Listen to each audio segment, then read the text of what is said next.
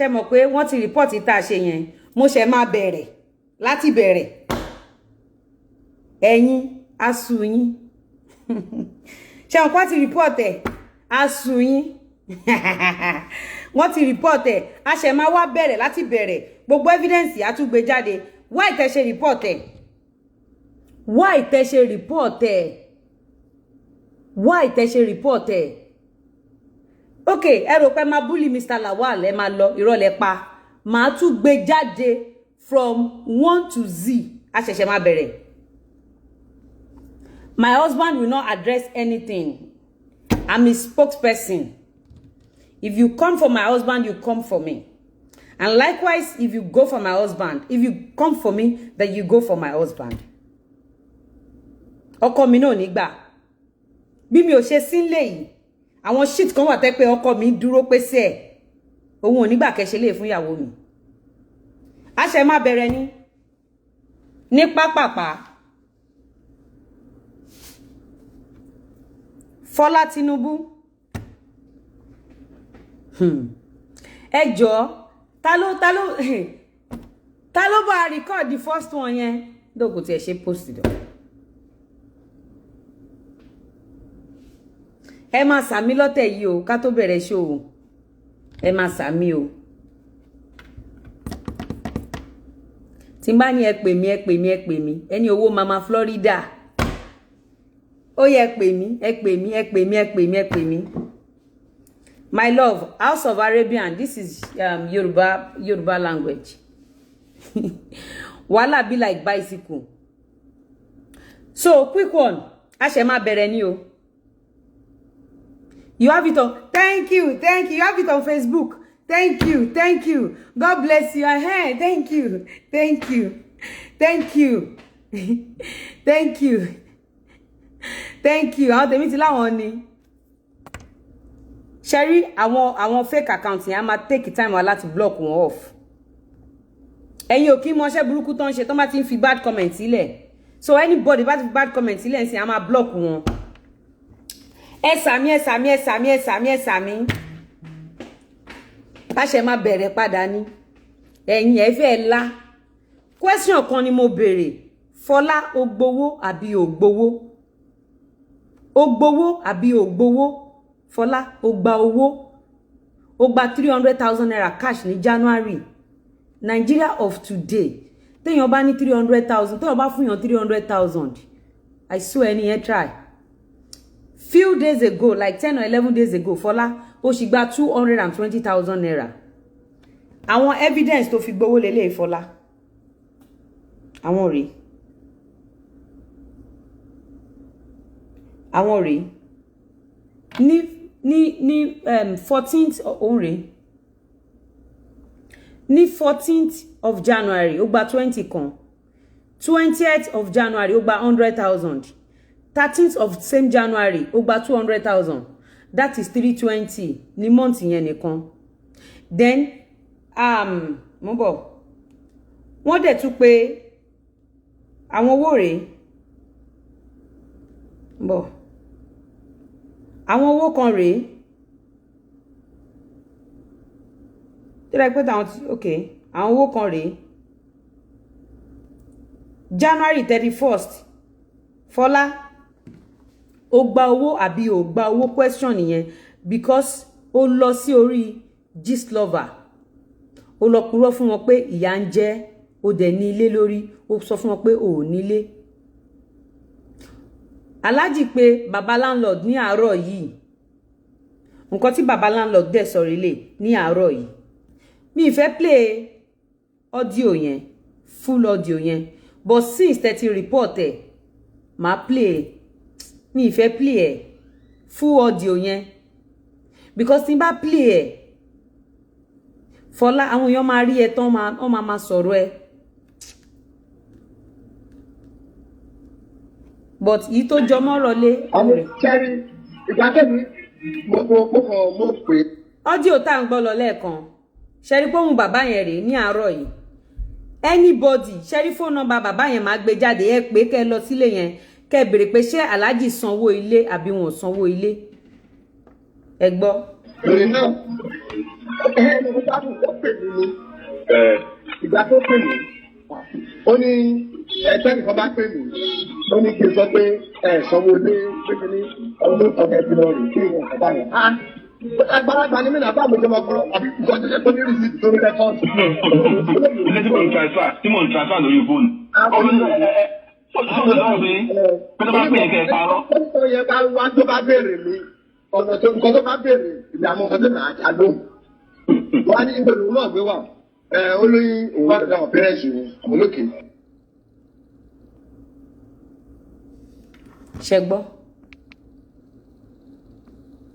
Ṣẹgbọ́ Fọlá Tinubu òun gba owó Alhaji dẹ̀ san owó ilé ẹ̀ láńlọ́ọ̀dù ẹlẹ́lẹ́ àsàtàrọ̀ ẹ̀ ibi tí a ń bá ọ̀rọ̀ bọ̀ lélẹ̀ pé gist lover àwọn followers gist lovers wọ́n jẹ́ èèyàn tó láàánú tí wọ́n máa ń dáwó fún àwọn èèyàn tó bá wà nínú ìṣòro nígbà míì bọ̀ nítorí pé àwọn people wá láàánú a gbọ́dọ̀ take advantage wọn. A gbọ́dọ̀ take advantage wọn rárá. A gbọ́dọ̀ ṣe kíni? A gbọ́dọ̀ take advantage wọn. Ṣẹ́rí nísìn gbogbo wọn ti ṣépè lọ. Nǹkan tí mo sọ yẹn mo máa tún sọ. Gbogbo bí mo sọ yẹn mo máa tún sọ láti òkè délẹ̀. Nítorí pé Fọlá ó fẹ́ take advantage àwọn gist lover. Ó wá lọ purọ́ pé wọn kì í fún òun ní owó. Tó bá jẹ́ pé nǹkan tẹ́ ẹ ṣe ó right kò yẹ kẹ́ mú first show mi ẹ wálẹ̀.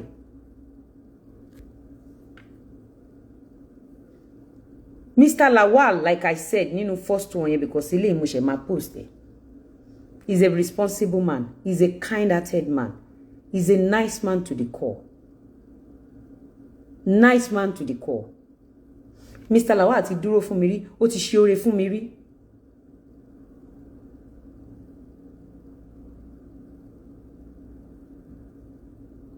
Why tẹ́ ṣe mú first show mi wálẹ̀? Fọlá, mo sọ lẹ́ẹ̀kan pé I stepped in. Nígbà tí Mr. Lawal nídìí èèyàn ni mo step in. Mo dẹ̀ sọ fún ẹ. Nígbà tó sọ pé olóyún Fọlá, èmi ni mo jẹ́ kí Mr. Lawal gba oyún. Nígbà tó wà nínú oyún, èmi ni mo gbé extra jeep fún Mr. Lawal tó gbé fún ẹ, ó tán fi ń gbé ẹ kiri. Lọ bèrè lọ́wọ́ wọn dáadáa. Fọlá, tí èmi bá jẹ́ èèyàn burúkú, àwọn owó tó gbà láàrin January sísìn yìí is close to 1 million naira. Mi ò ní jẹ́ kán fún ẹ. Torí màá sọ pé oògùn mi ni. Torí joint business lèmi àti Mr. Lawal jọ ń ṣe papọ̀. Joint business la jọ ń ṣe papọ̀. Tó bá jẹ́ pé bẹ́mi ṣe rántí ìwọ ni ìwọ ṣe jẹ́ kí Mr. Lawal rántí àwọn tó wà lẹ́yìn ni ò bá rí wọn pè lẹ́yìn.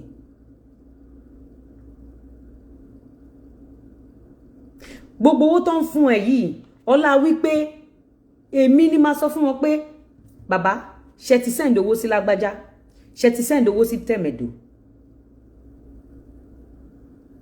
Ọlọ́run á gbé mi lékè gbogbo yín because nǹkan tó lọ ṣe ní Gistlover is not because you needed money o ní ìdòwò Fọlá o mọ̀ọ́mọ̀ lọ ṣe ní Gistlover láti drag mi ni point of correction mi ò gba ọkọ ẹ̀ ó bímọ fún ọkọ mi torí pé Alhaji ò ṣègbéyàwó pẹ̀lú ẹ̀ kódà wọn ṣe nìka ẹ̀ pẹ̀lú ẹ̀ fọ́tò tó ń gbé kiri yẹn ọjọ́ tí wọ́n fún ẹ lóyè àwọn Alfulani ló fún ẹ lóyè fọ́tò tó ti borí yẹn kò kí ń ṣe ọjọ́ ìyàwó ẹ̀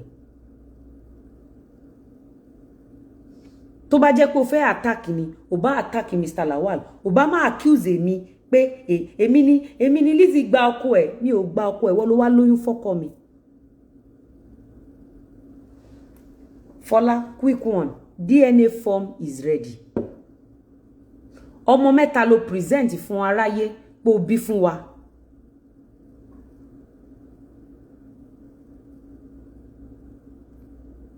ọmọ mẹ́ta ló present fún aráyé pé ó bí fún wa form lélẹ̀ lọ́ọ̀yà máa pè ẹ́ form àwọn ọmọ mẹ́tẹ̀ẹ̀ta ń rè 1 2 3 wò ń rè ṣótìrí form àwọn mẹ́tẹ̀ẹ̀ta ni lọ́ọ̀yà máa pè ẹ́ tó bá di Thursday ẹ kó àwọn ọmọ yẹn lọ fún DNA lọ́jọ́ tó bá ti kó àwọn mẹ́tẹ̀ẹ̀ta wá fún DNA kó tó kúrò níbẹ̀ máa ní kàn transfer owó sí ẹ kí wọ́n náà lọ ṣe DNA yẹn kó má dàbí pé a ṣe màgòmágó so a lè balance.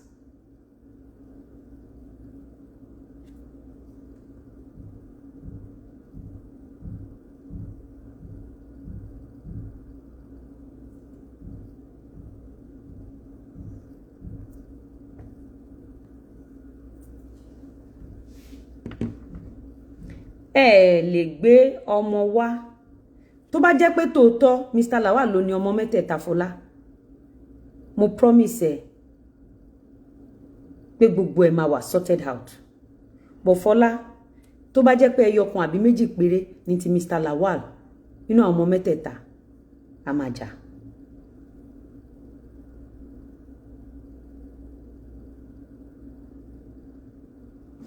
Mr. Lawal kò kí ń ṣe jígolo jígolo ni ọkùnrin tó jókòó tó ká ẹsẹ̀ pọ̀ tó wá ń jẹun obìnrin tó ná owó obìnrin Mr. Lawal fúnra ra ẹ̀ carrot mẹ́ta náà ní within Lekki phase 1 to Abraham Adesanya carrot mẹ́ta ni wọ́n ní carrot wọ́n dẹ̀ ń do well ẹ lọ bèrè dáadáa tó bá fẹ́ ra mọ́tò ó fẹ́ ta mọ́tò àbó fẹ́ swap Mr. Lawal ni Adelat Autos wọ́n tún wá ní car wash tán fi ń bá àwọn èèyàn fọ mọ́tò tó bá débi car wash yẹn bèrè lọ́wọ́ àwọn èèyàn wàá rí tó ń ṣiṣẹ́ takuntakun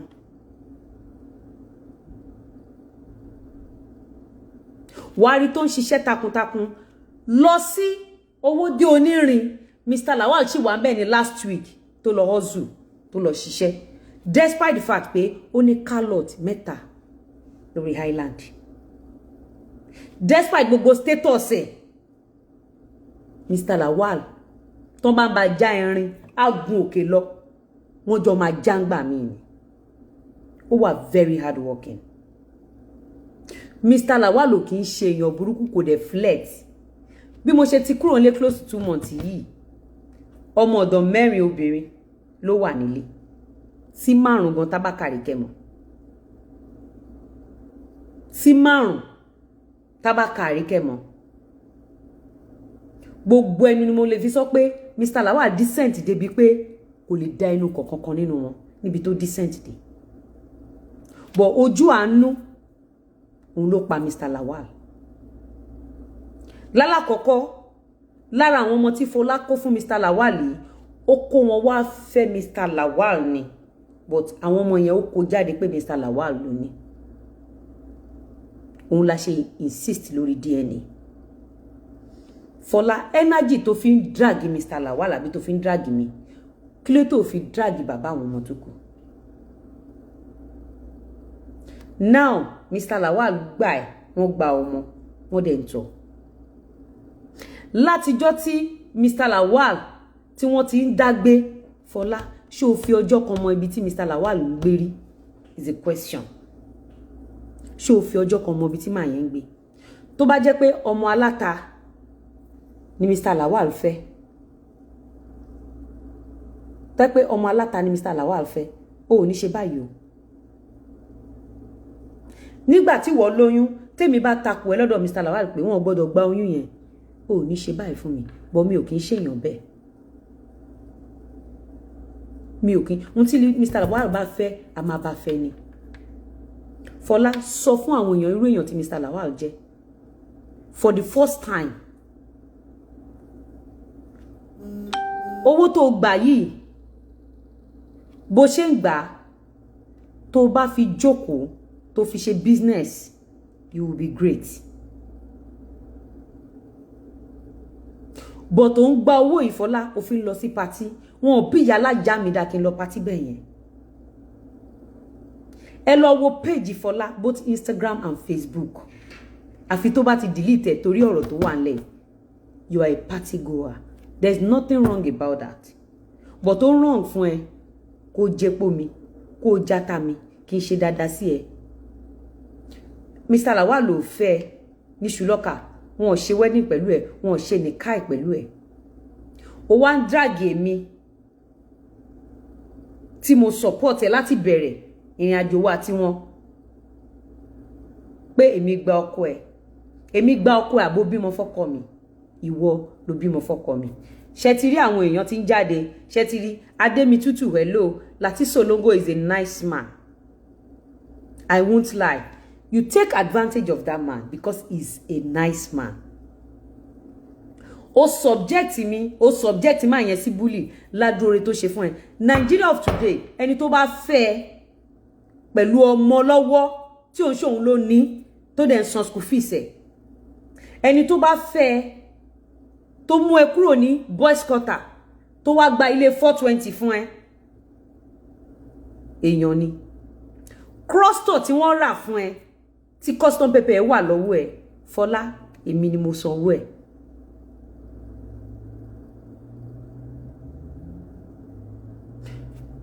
mo dẹ̀ tún sọ lẹ́ẹ̀kan kó tó di pọ́n mú ṣò yẹn wálẹ̀ mo ní gbogbo ẹ̀dá tó ṣépè àbí tó bú mi on one condition ni èròǹgbà yín ò ní padà sọ́dọ̀ yín nǹkan tí mo ṣe yìí tó bá jẹ́ pé ẹ lè ṣe àmọ́ tó bá jẹ́ pé ẹ lè ṣe èròǹgbà yín sí mi á padà sí yín lórí nǹkan náà rèé sorry.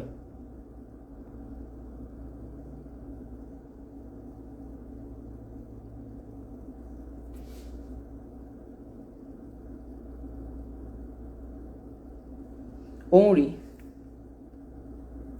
orúkọ ọmọ Fọlá rèé orúkọ ọmọ ẹ̀ rèé orúkọ ọmọ Fọlá wà nínú wedding certificate mi wọ́n dẹ̀ gbé surname mi mo dẹ̀ fi wọ́n sínú will mi pé gbogbo ọmọ tó wà ń bíbà ọmọ Àríkẹ́ wà ń bíbà náà pé gbogbo ọmọ tí èmi àtọkọ mi bá bí àti tá a fẹnu bí tá a adopt gbogbo wọn gbọ́dọ̀ ní equal right ládùúrò ọmọ tó wà ń bí báyìí ọmọ ẹyọ kan ṣo péré ní ti tèmi ṣùgbọ́n mo include orúkọ àwọn ọmọ ẹ̀ sí èyí tó jẹ́ pé tí èmi àtàlájì bá ti ní àǹfààní àti lọ sí anywhere in the world ìwọ àtàwọn ọmọ ẹ̀ torí surname tí gbogbo àjọ gbé yẹn ẹ̀yin náà ní àǹfààní sí.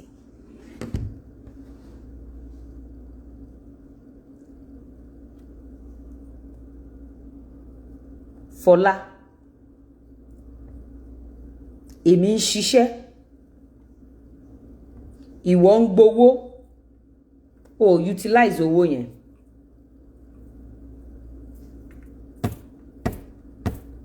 òfin lọ patí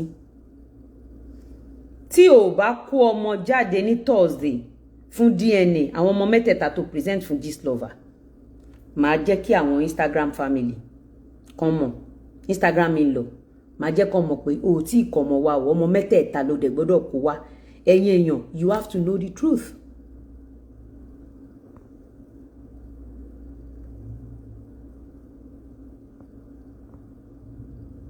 ẹ jẹ́ ká wò ó ṣé tòótọ́ Mr. Lawal ló lọ́mọ àbí Mr. Lawal kọ́.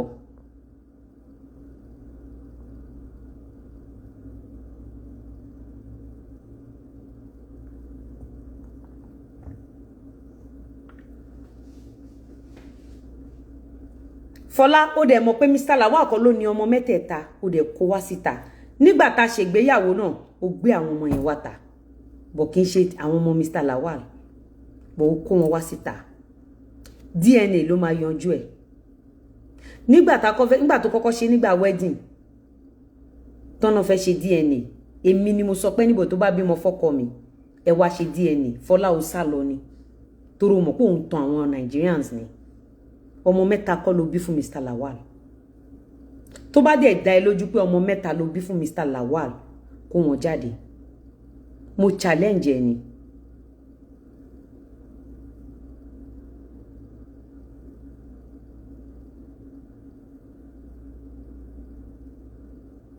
mo challenge ẹ ni o because the world need to know the truth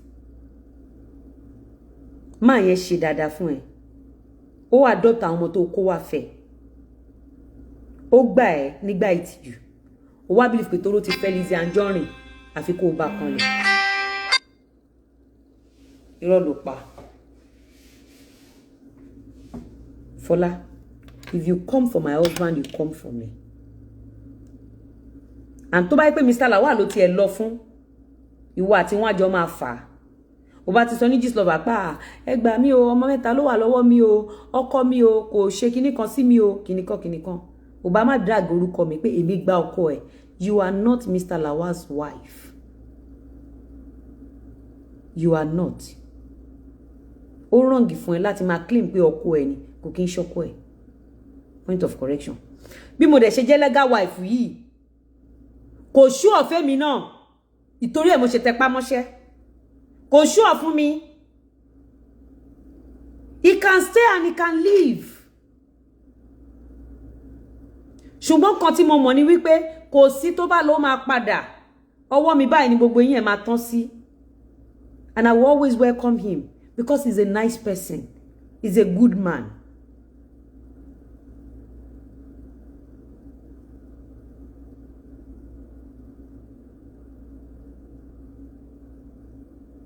He's a good man. Àwọn ọkùnrin kan wà bẹ́ẹ̀ yẹn èèyàn dáadáa ni wọn ò ní fẹ́ rún wọn. Àwọn ọkùnrin kan wà tó lè rún. Sọ fún àwọn èèyàn ó gbowó àbí ó gbowó. Gbogbo kíní tó fi gbowó yìí mo máa post ẹ̀ tí n bá ti ṣe tán. Mo máa post ẹ̀ torí kò clear báyìí. Mo máa post ẹ̀. Mo ń ṣiṣẹ́ even nínú oyún mo ń ṣiṣẹ́. Mo fẹ́ bí tènítọ̀la mo ń ṣiṣẹ́. Nígbà tí mo dé Florida nínú oyún ó kù 7 days tí mo máa bímọ 7 or 6 days gan mo sì kó document lọ fáwọn èèyàn ní Texas tí mo dé tí gbogbo ẹsẹ̀ mi wú mo kó document ilẹ̀ lọ fún wọn torí téèyàn bá ra lẹ̀ lọ́wọ́ wa tó bá sanwó tán ó ní nǹkan kan tó máa sign táwa náà máa sign tá máa fi bá wọn ṣe document wọn mo ń ṣiṣẹ́ mi ò sùn mi ò kọ́ télọ̀ o mo dẹ̀ rán aṣọ mo dẹ̀ ń gbé bàbá design tí n bá gbẹ́ gan àwọn tó fi 20 ọdún kọ́ télọ̀ wọ́n á wò dáadáa kò sí business mi ṣe ìyá mi ò talé bàbá mi ò talé mo dẹ̀ ń ṣe property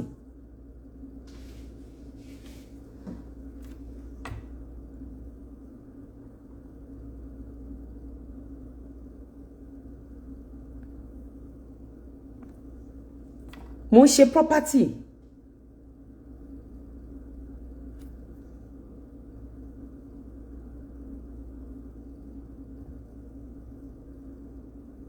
ìyẹn ni good and he left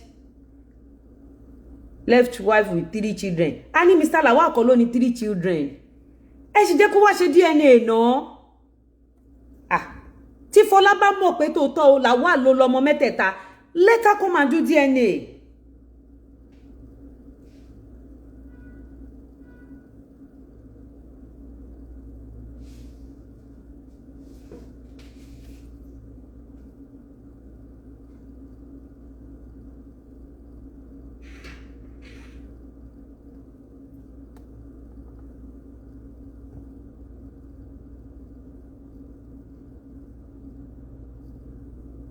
ẹ jẹ́ kó wá ṣe DNA.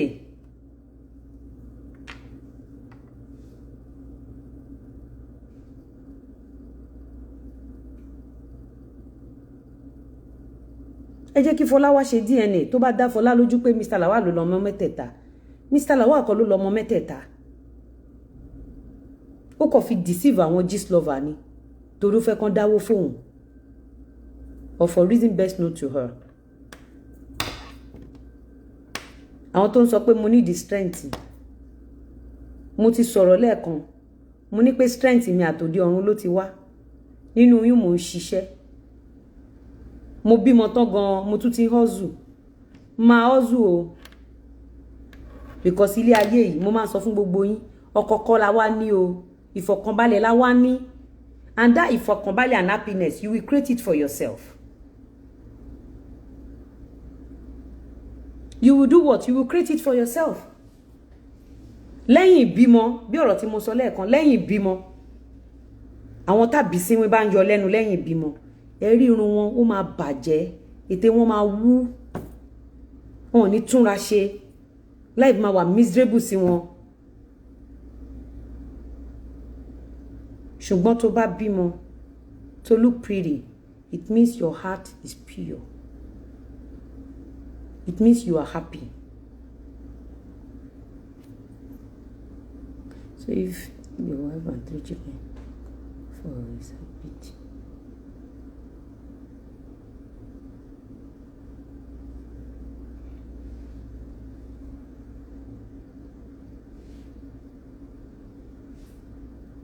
The man cannot speak for himself because Fola dragged me.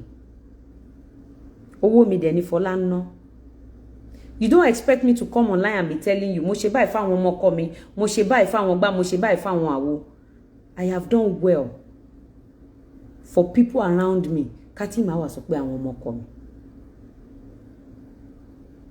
Mo sọ fún yín lẹ́ẹ̀kan, mo ní àwọn ẹ jẹ́ ká wo Àríkẹ́.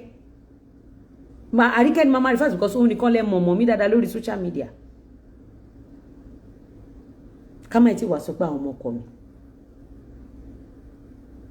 Gistlover, ńgbà tó gbé story yẹn, ó ṣe balance ẹ̀. Ó ṣe balance story yẹn tó bá ní special interest. Simple question, ṣé Fọlá gba owó àbí ò gba owó? At least ẹni tó gba close to 1 million naira. Ní tí ọdún yìí ti bẹ̀rẹ̀ yìí, obìnrin mélòó ló lè ṣerú, obìnrin mélòó ló lè gbàrú ẹ̀? Obìnrin mélòó ló lè ti ọkọ ẹ̀ ṣerú ẹ̀?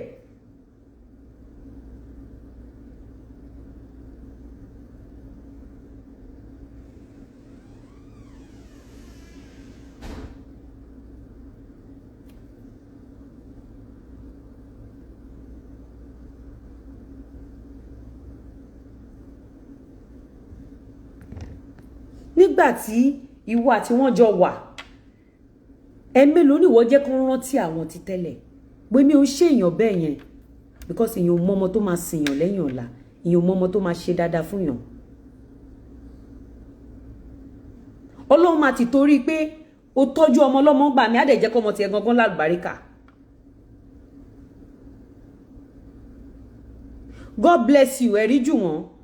Ó ní Fola should post her marriage certificate with him since she claimed you snatch her husband. Simple. I have said it million times. Like, if you know pé Mr. Lawal ti fẹ́ rí, post his wedding certificate there. Tó bá mọ̀ pé bímọ fún Mr. Lawal, wá ṣe DNA. Fola mo challenge any Thursday. On a good day, kò yẹ ká ṣe gbogbo eléyìí. Wá rí pé January 6, ẹ̀yin èèyàn ẹ wò, mo fẹ́ kẹ́ wo date yìí dáadáa. Ẹ wò. Dates don't lie. Ẹ wò. Dates don't lie. Ẹ ti rí. I send this to my lawyer. Àwọn ọmọ yìí ẹ jẹ́ ẹ kó gbọ́n sínú will mi. Tẹ́ bá rí mi tí mo ṣiṣẹ́, mélòó ni mo ń jẹ? Mr. Lawal hustle lọ sọ́tún, hustle lọ síwájú, hustle lọ sẹ́yìn, mélòó lòun náà jẹ? We are just doing everything. Àwọn ọmọ yìí náà káwọn náà bá nǹkan lẹ̀, àwọn ọmọ yìí náà kàn tiẹ̀ mọ̀ pé àwọn lóbì. But ìwọ Fọlá, all you could do is take me to Kini. Mo ń bọ̀ o. Fún gbogbo ẹ̀yin tẹ́ bá fẹ́ ra ilé àbí ẹ fẹ́ ra ilẹ̀, December ti dé tán, ẹ bẹ̀rẹ̀ báyìí.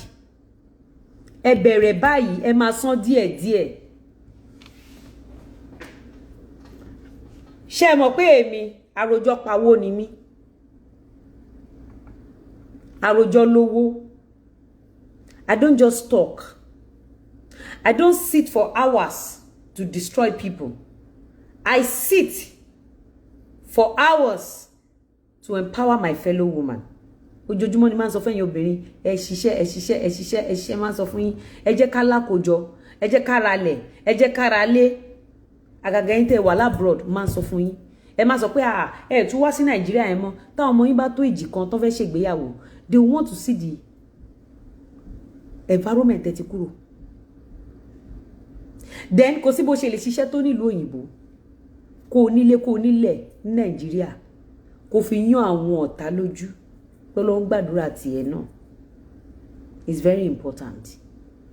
Tádúrà ẹ bá ṣe gbà sí, achievement ẹ ní Nàìjíríà náà wà very important. So ẹ má wò pé mi ní padà wá Nàìjíríà mọ́, mi ní ṣe gbá mi ní ṣàwò. Ẹ pè mí. Ẹ lè máa san àǹfààní wà ẹ san díẹ̀díẹ̀.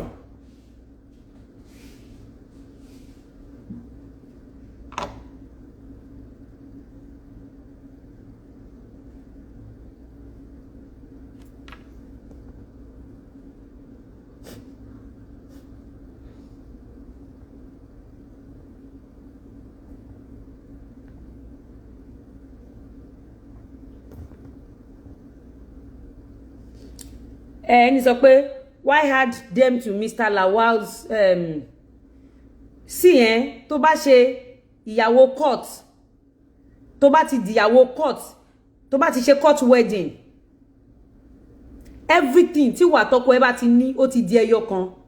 You as a wife ló máa decide who is coming in and who is going out.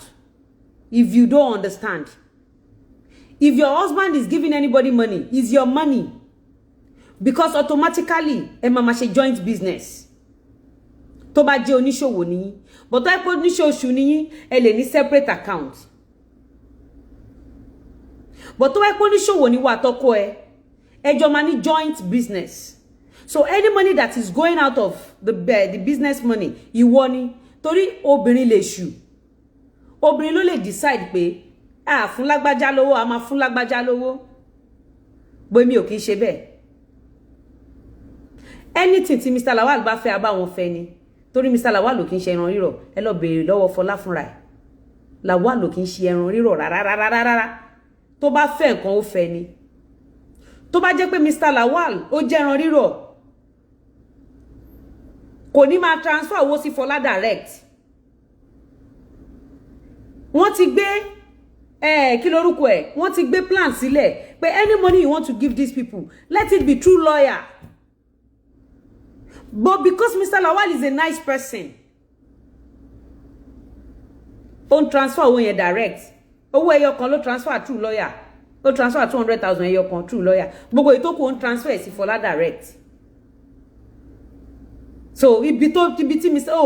lè manipulate Mr. Lawal is a very ẹ má fi face judge èèyàn tí kò dẹ̀ dá. Ẹni tó bá rí Mr. Lawal wọ́n ló gentle my ass.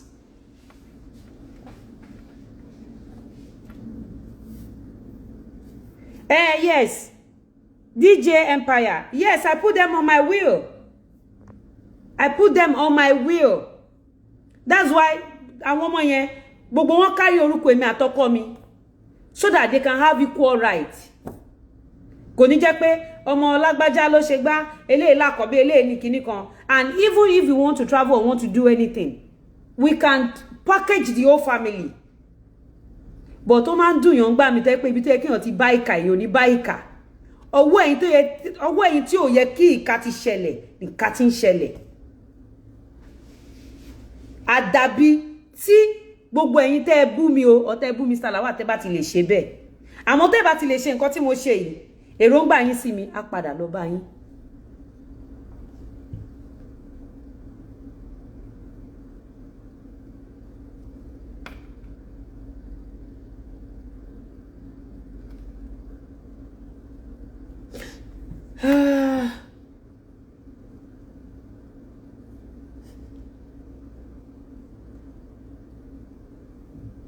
Yes, I'm going to change it.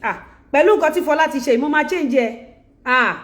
Ó ti ojú mi là ẹ mọ èèyàn tó ti bú mi látàrọ gbọn family mi tí mo send kíní yẹn sí. Everybody kò ń pariwo ní pé why do you ma ṣe nǹkan? But to me I just want everybody to be fine. I want everybody to be fine. Nígbà tó ń ra cross store fún Fọlá. Èmi ni mo dánwò ẹ ṣá jẹ́ kó mọ yìí fine, ẹ ṣá jẹ́ kó wà okay. Because ó sọ fún mi pé wo bí mo ṣe help wọ́n náà gbà yẹn mo fẹ́ help ọmọ yìí. Mr. Lawal ti sọ interest ẹ̀ fún mi lórí Fọlá. Fọlá ò sí ńbẹ̀ ẹlẹ́dẹ̀ wà ńbẹ̀. Kọ́ ló ń ṣèdájọ́ láàrin wa àti Mr. Lawal. Ò sí ńbẹ̀. I am telling you this. And that is one thing about Mr. Lawal. Tó bá fẹ́ help ẹ, ó máa gbé sórí bí gala ni. Ó máa help ẹ délẹ̀ ni. Òun náà ní títí ẹ̀ lára o. And like I said, because you are a legal wife does not mean pé ẹ máa bára yín kalẹ̀. Kò mean. But at least obìnrin wà níra ẹ. Tó bá níra ẹ tẹ́ni tí bá ṣẹlẹ̀ kò ní ṣọ́ọ̀kì ẹ.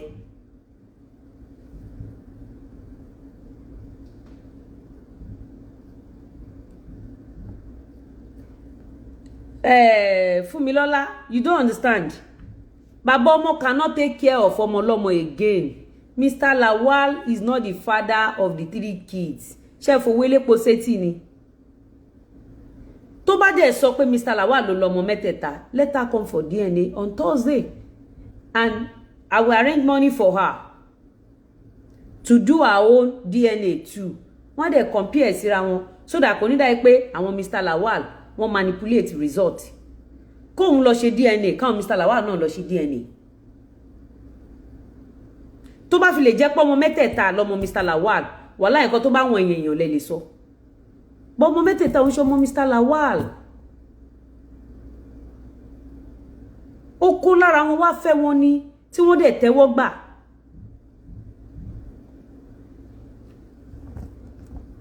Latest D go. Brother mi. Ìta kọ́kọ́ ṣe wọ́n ti report ẹ̀ bọ́n láwọn Facebook ni. Ẹ ṣé jàre. Àwọn tèmi ní Facebook ni. Expensive crystal. Ya wàhálà ni o. You want to make it and you don't want wàhálà. If you want to make it in Nigeria, you like wàhálà o. When the time comes, you now calm down. Tó bá ti dé dáadáa náà mo ṣe hustle ni. Mo ṣe yan bá ti pé bí 50 yẹn. Owó àti wọlé dáadáa. So I'll be forming like real CEO. Nísìnyí, mo ṣe hustle ni.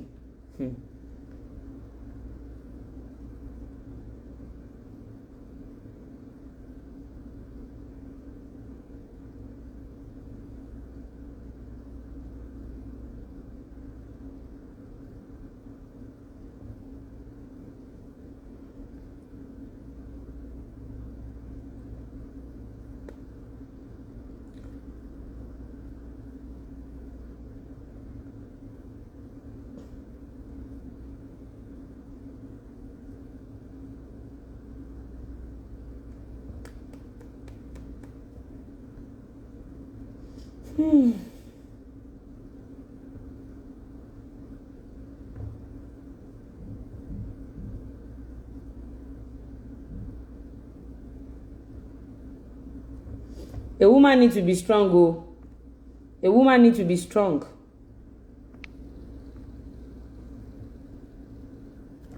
A woman needs to be strong, oh. Mo ṣì sọ, mo tún sọ. Mr. Lawal is a good person.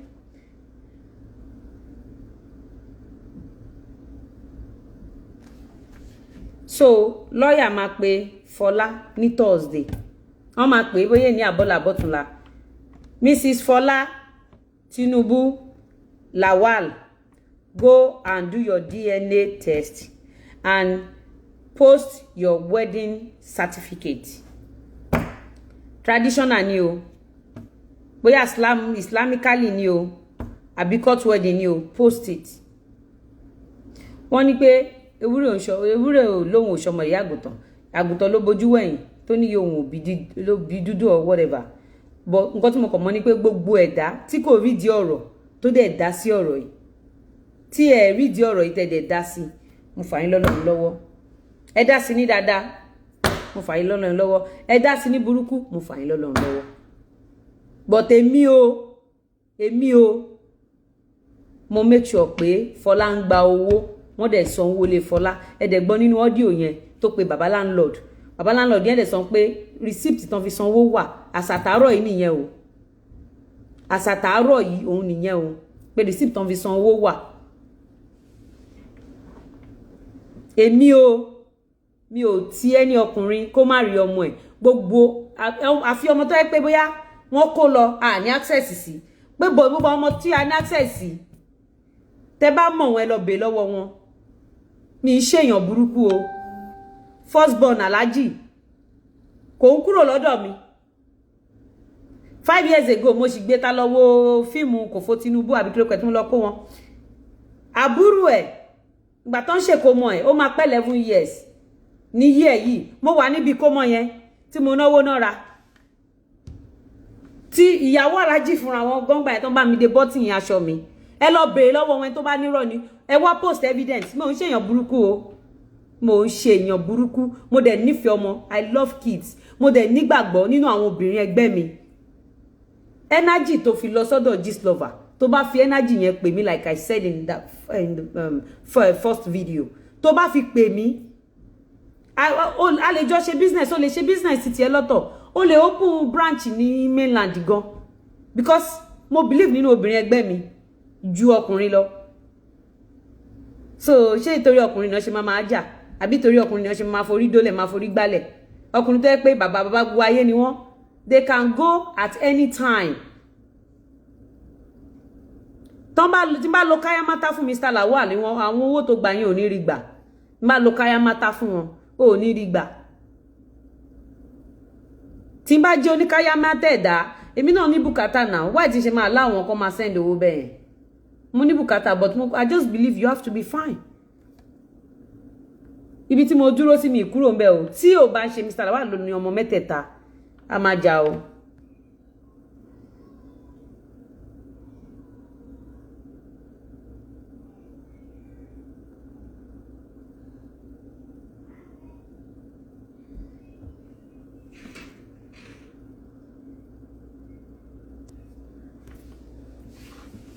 ṣe rí ẹ̀yin obìnrin kan tí mo máa sọ fún yín lélẹ̀ regardless of nǹkan tó bá ṣẹlẹ̀ regardless of orúkọ tán bá pè yín mo ní tí inú yín bá ti mọ́ pẹ̀lú Ọlọ́run you are good to go tí inú yín tó bá ti mọ́ pẹ̀lú Ọlọ́run you are good to go when you are living large when you are doing well wọ́n rò pé ogun ni wọ́n rò pé irọ́ ni wọ́n rò pé fake ni but guess what Ọlọ́run ni because inú ẹ mọ́ then kẹ́ ẹ ṣiṣẹ́ ẹ jẹ́ ká ṣiṣẹ́ àwa obìnrin ẹ jẹ́ ká ṣiṣẹ́ àwa obìnrin ọkùnrin míì gbogbo nǹkan tó bá rà fún ẹ tí ìjà bá ṣẹlẹ̀ gbogbo ẹ̀ ló máa pa padà àwọn ọkùnrin kan tún nìyẹn tí ìjà bá ṣẹlẹ̀ gbogbo ẹ̀ ló máa gbà padà gbogbo ẹ̀ ló máa gbà padà so nǹkan tóbìnrin bá ní títí ẹni nǹkan tó bá ní títí ẹni o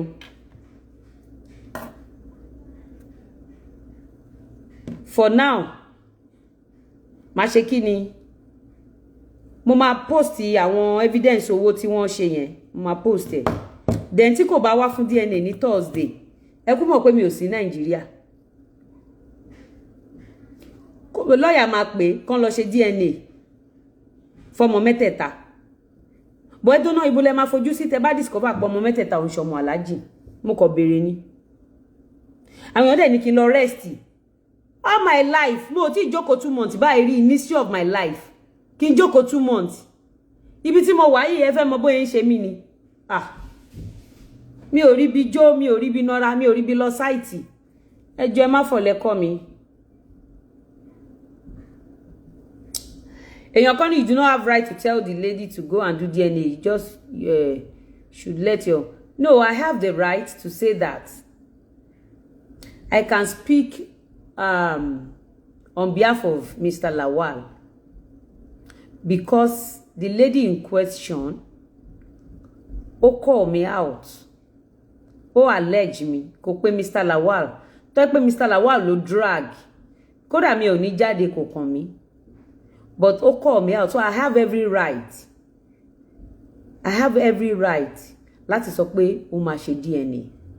It is my right láti mọ̀ because gbogbo àwọn ọmọ tán bá ń kó bọ̀ èmi nìyá wọn kì í ṣe bàbá gbogbo ayé ni gbogbo ọmọ tán bá kó wá jíjẹ wọn múmu wọn ọrùn mi ló wà as the mother bàbá gbogbo ayé ni is not Mr. Lawal tẹ́ bá dá Mr. Lawal dá ọmọ ṣọkùnrin wọ́n ti rántí ayé ara wọn dé pọ́ máa rántí obìnrin kan bì kan wọ́n ló ṣe ń dùn mí fún Fọlápá even pẹ̀lú ìwọ̀nba tí mo ṣe ó dẹ̀ tí wàá ṣe báyìí fún mi. Mr. Lawal cannot speak èmi ni mo máa speak fún wọn.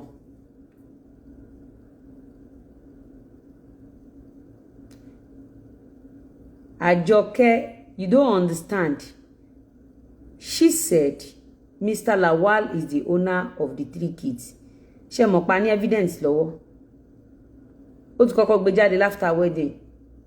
Ó dẹ̀ tún ti gbé jáde ní Gistlover pé ọmọ 3 ló wà lọ́wọ́ òun tí Mr. Lawal filẹ̀ fóun. Ibi point tá ń lọ nìyẹn. Ó yẹ kó jáde nípa ọmọ kan ní ti Mr. Lawal o, ọmọ méjì ní ti Mr. Lawal o. That one is another thing entirely. Then àwọn ọmọ 3 tó wà lọ́wọ́ ẹ̀ ṣé mọ̀ pé son ni Mr. Lawal ni wọ́n carry. So a ní láti ṣe DNA fáwọn 3. Madam Àjọkẹ́.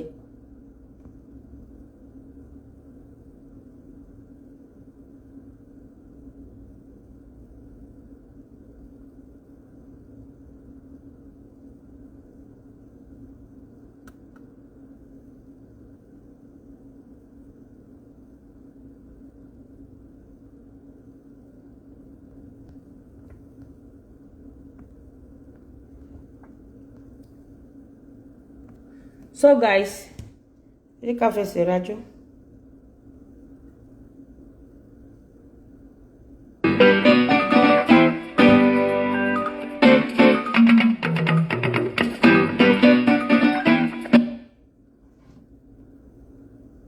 Àṣà tí má chi yẹ yìí ẹ wò ẹni tí à ń jẹ rèé.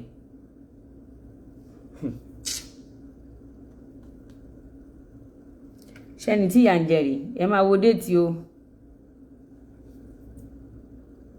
Fọlá fàájì pọ̀ jù ìyá oníyà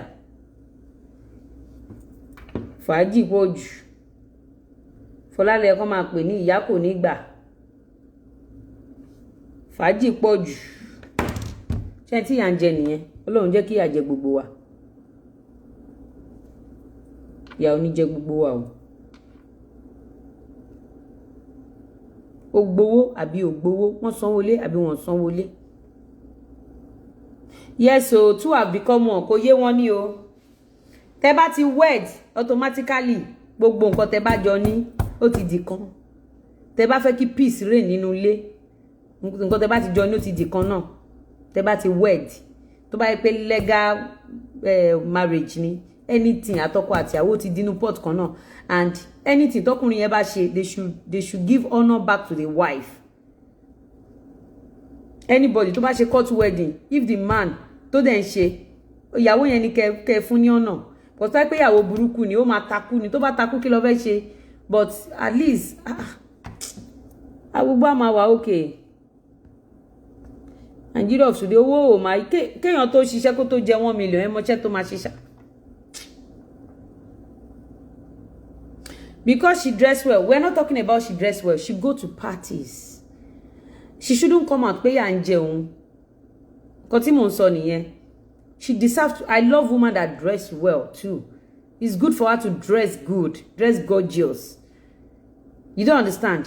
But do not come out and say ìyà ń jẹ àpò ti sú ẹ, ó ti ṣe gbá ò sílé ò nílé ò lọ́nà kò dá. That is kò dá.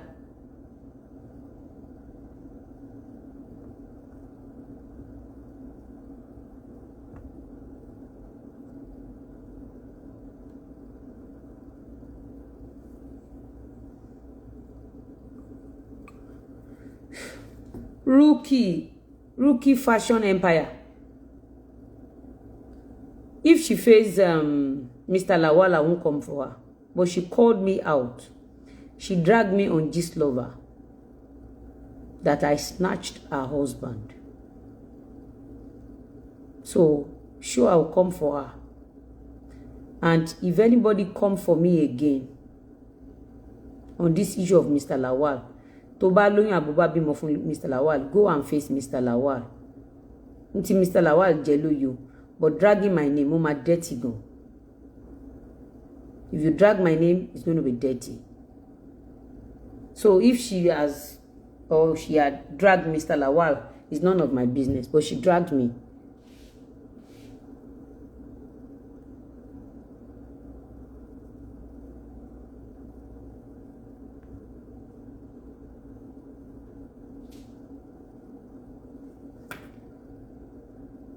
Sure, triple treat. You said no. If the 3 kid happens to be with for Mr. Lawal, kò sí wàhálà. Ó jẹ́ lọ nìyẹn. But tí kò bá ń ṣe ọmọ Mr. Lawal, tó dẹ̀ wá purọ́ pé mẹ́tẹ̀ẹ̀ta lọmọ Mr. Lawal. Ó yẹ kẹ́ mọ̀ pé kéèsì ńlá ni now. Why tó ṣe máa lọ sórí social media láti deceive àwọn èèyàn, láti ba ayé èèyàn kan jẹ́. Bó bímọ mẹ́ta fún, tó dẹ̀ bímọ mẹ́ta fún. Don't get it twisted. Wọ́n ṣe máa gbọmọ ẹ̀, òun ní ìyá àwọn ọmọ ẹ̀ ló máa ṣe, ìyá àwọn ọmọ ẹ̀ lágbára Ọlọ́run. Why tán ṣe máa gbọmọ lọ́wọ́ ẹ̀, ìgbà téèyàn ò ṣì èrè, yẹn ṣe máa gbọmọ lọ́wọ́ ọmọ ọlọ́mọ. No now. Owó tán fẹ́ fún wọn máa mọ̀ now. But this situation, Mr. Lawal kọ́ ló lọ́mọ mẹ́tẹ̀ẹ̀ta.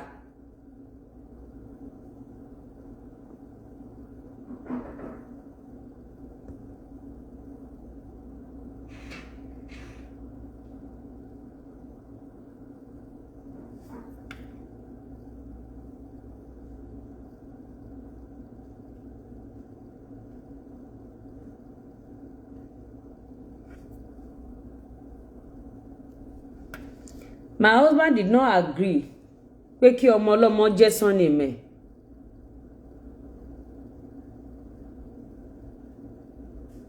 My husband did not agree pé kí ọmọ tó gbé wá fẹ́ kó jẹ́ surname ẹ̀.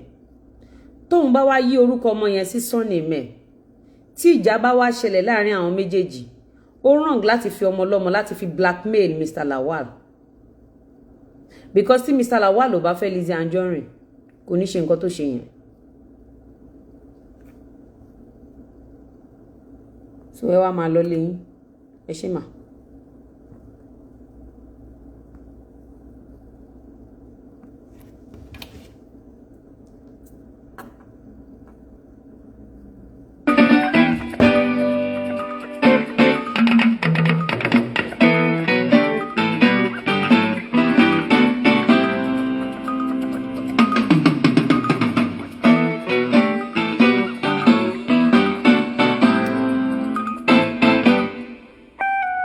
Mo lẹ́ni kan tí wọ́n mi tèmi kórè, oníkan ló lù bẹ̀wò ayé mi, àti lọ àti bọ̀ mi lọ́wọ́ ẹ̀ ló wà. Bí mo ṣe búburú tàbí mo ṣe rere, ẹ̀rí ọkàn mi máa lò fẹ́lẹ́ yíyan, ẹ̀rí ọkàn mi jọ̀wọ́ dá mi láre.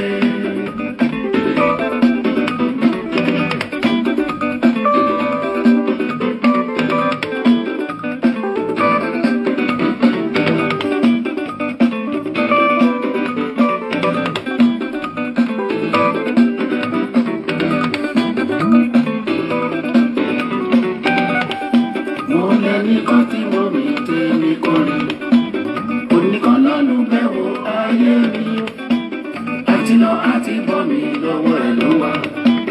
Bí mo ṣe búburú tàbí mo ṣe rere, ẹ̀rí ọkàn mi máa lò fẹ́lẹ́ yíyan, ẹ̀rí ọkàn mi jọ̀wọ́ dá mi láre.